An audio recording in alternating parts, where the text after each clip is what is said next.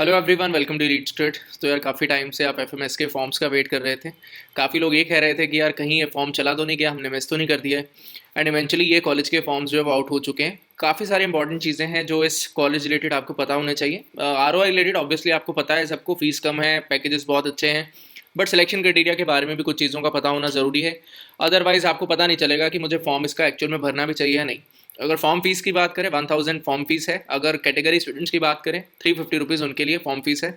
Last date है 20 जनवरी, तो उससे पहले भर देना। उन्होंने क्लियरली मेंशन किया है दैट लास्ट मोमेंट का आप वेट ना करिए। उस टाइम पे अगर कंजेशन होने की वजह से आप फॉर्म नहीं फिल कर पाते हो तो it will be your fault. And उसके बाद पता नहीं एक्सटेंड कर वो करेंगे या नहीं करेंगे, तो इट्स बेटर आप पहले ही फिल कर लो। शॉर्ट लिस्टिंग क्राइटेरिया का बारे में बात करना इंपॉर्टेंट है, तो उसके बारे में भी बात कर लेते हैं। शॉर्ट लिस्टिंग क्राइटेरिया की अगर हम ध्यान से देखने का ट्राई करें, इट सेज दैट, चलो इसको छोटा ही रखते हैं, हाँ ठीक है।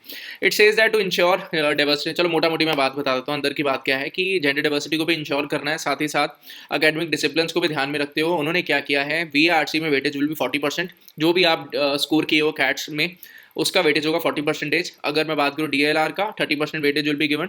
And if you talk about the quant section, 30% weightage will be given. ठीक है, अब वेटेज जो है वो गिवन तो होगा, ठीक है। अब इसके बाद में जेंडर डाइवर्सिटी को कैसे इंश्योर कर रहे हैं कि भाई आप जो आपका कॉम्पोजिट स्कोर निकलेगा after calculating VARC, DLR and quants, 5 marks उसमें और ऐड कर दिए जाएंगे if you are a female candidate. तो ऑटोमेटिकली आपके लिए कट ऑफ जो है वो कम हो जाएंगे as compare to male candidates. Now last year का डेटा के बारे में बात बताऊंगा, बट आपको कैलकुलेट करना कैसे कॉम्पोजिट स्कोर वो जानना बड़ा इंपॉर्टेंट है।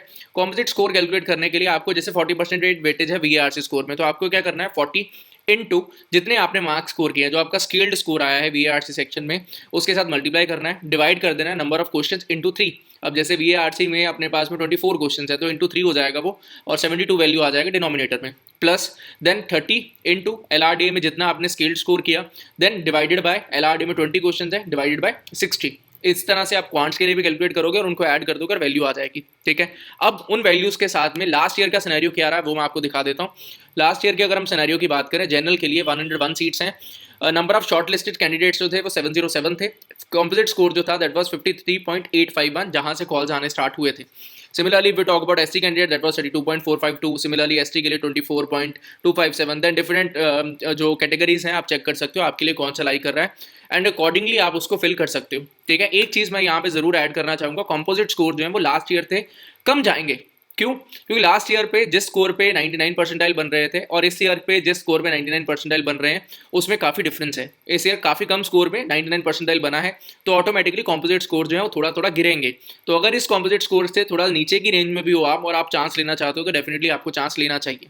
ठीक है, नाउ एक चीज जो शायद अभी भी अगर आपको समझ में नहीं आ रहा, मैं आपको वो भी डिटेल में बता देता हूँ। लेट अस सपोज दैट हमारे पास दो लोग हैं, एक स्टूडेंट ने 100 स्कोर किया, second student also scored the same, 100 marks उन्होंने स्कोर किए हैं। बट VARC सेक्शन में फर्स्ट स्टूडेंट ने 50 स्कोर किया, और बाकी के 50 उन्होंने DLR एंड क्वांट्स में स्कोर किए। सिमिलरली अगर कोई ऐसा स्टूडेंट है जो 30 VARC में स्कोर कर रहा है और 70 क्वांट्स एंड DLR में स्कोर कर रहा है, तो दोनों में VARC का स्कोर ज्यादा होने की वजह से जो स्टूडेंट VARC में 50 स्कोर कर रहा है उसका कॉम्पोजिट स्कोर ज्यादा बनेगा, एंड अकॉर्डिंगली उसके चांसेस जो ज्यादा रहेंगे। एक आपके पास एस्टिमेटेड डेटा है समझने के लिए कि क्या प्रोसेस है। आप कॉम्पोजिट स्कोर का ये भी देख सकते हो कि कॉम्पोजिट स्कोर ऐसे बनाया जाने वाला है। ठीक है, अकॉर्डिंगली आप चेक कर सकते हो एंड अकॉर्डिंगली आप फॉर्म जो फिल कर सकते हो। कॉलेज बहुत अच्छा है, everyone knows about the same, कोई बड़ी बात नहीं है उसमें, बट क्या कॉम्पोजिट स्कोर रहेगा सो दैट आप इसमें इन्वेस्ट करो। ठीक है, अगर रेंज के अंदर हो, बिल्कुल क्लोज हो, then also I will suggest आपको चांस लेना चाहिए, आपको ये ऑप्शन बिल्कुल भी नहीं छोड़ना चाहिए।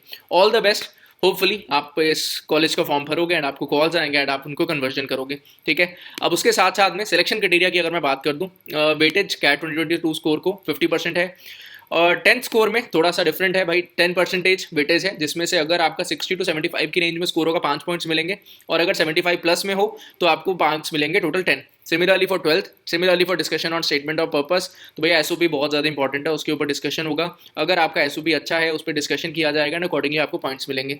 Similarly if we talk about extempore, भैया 5% पॉइंट है, मैटर रखती हैं ये चीज़ें। पर्सनल इंटरव्यू की बात करें 15% है। ठीक, अभी तक एज ऑफ नाउ कुछ भी मेंशन नहीं है कि ऑनलाइन PI कंडक्ट किया जाएगा या ऑफलाइन होगा। जो भी डिटेल्स होंगे वो शेयर कर दिए जाएंगे। यहाँ पर अभी तक के लिए मेंशन है the interview process may be held in online mode. क्या होगा क्या नहीं होगा, we are not sure about the same, but ऐसा प्रोसेस मेंशनड है। इस पूरा का पूरा जो ब्रोशर है इसका मैं लिंक दे दूंगा सो दैट आप चेक कर पाओ, एंड अकॉर्डिंगली जो चीज़ें अगर और जानना चाहते हो तो आप वो जान पाओ। That will be all from my side. Thank you, happy learning, bye bye.